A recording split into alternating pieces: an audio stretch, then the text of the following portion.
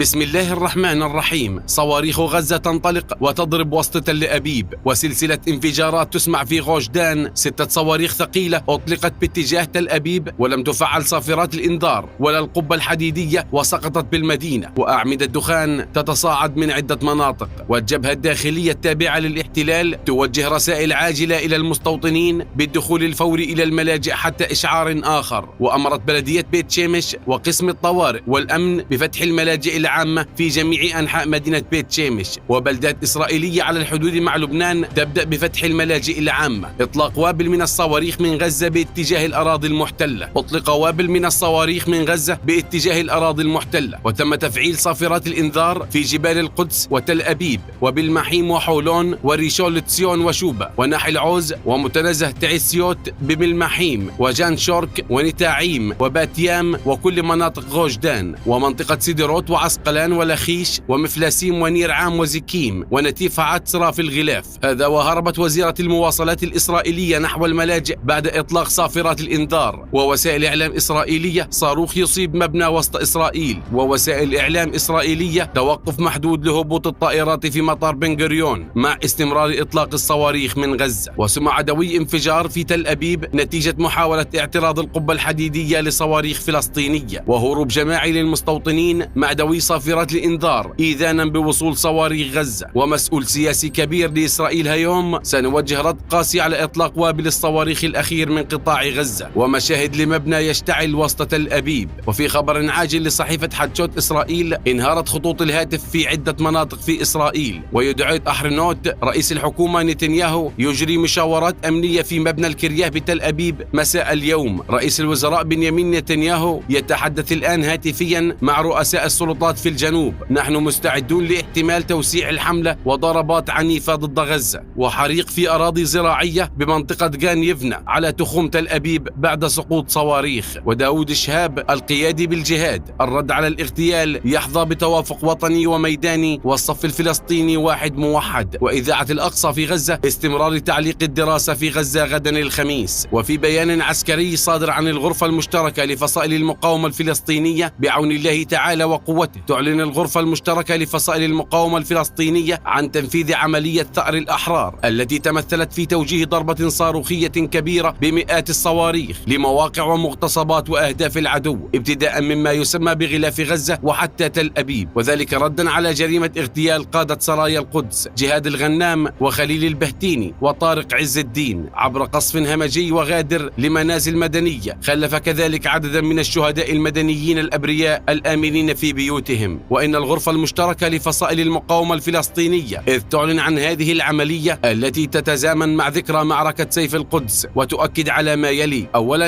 إن استهداف المنازل المدنية والتغول على أبناء شعبنا واغتيال رجالنا وأبطالنا هو خط أحمر سيواجه بكل قوة وسيدفع العدو ثمنا غاليا بإذن الله. ثانيا، إن المقاومة جاهزة لكل الخيارات، وإذا تمادى الاحتلال في عدوانه وعنجهيته فإن أياما سوداء في انتظاره. ثالثا، ستبقى المقاومة في كل جبهات الوطن وحدة واحدة، سيفا ودرعا لشعبنا وأرضنا ومقدساتنا. هذا وعمت حالة من الفوضى في صفوف المستوطنين الذين هرعوا إلى الملاجئ بعد أن دوت صافرات الإنذار في مدن رئيسية مثل تل أبيب وعسقلان وأسدود. وعرضت بعض مقاطع الفيديو صورا لآلاف المستوطنين وهم فارين على شاطئ البحر بعد أن دوت صافرات الإنذار في المدن الرئيسية مثل تل أبيب. وقال الجيش الإسرائيلي إن أكثر من 200 صاروخ أطلقت في غضون ساعة، تم اعتراض بعضها بينما سقط صاروخ على منزل في سديروت. وشملت قائمة المدن الإسرائيلية المستهدفة بصواريخ المقاومة كما ذكرنا تل أبيب ورماد غان وقف عاتيم وباتيام وحولون وأزور وريشون لتسيون وبالمحيم وسدود ويفنى وغان يفني وعسقلان ونتيفوت وسديروت والمستوطنات المحيطة بغزة. وبحسب مصادر الاحتلال فقد نتج عن إطلاق الصواريخ 3 إصابات إثر السقوط خلال الهروب إلى الملاجئ. وتسبب إطلاق الصواريخ بعدم قدرة الطائرات التي كانت على وشك الهبوط في مطار بن غوريون من الهبوط، وطلب من الطائرات البقاء في دوائر الانتظار لفترة قصيرة ثم شرعت في الهبوط.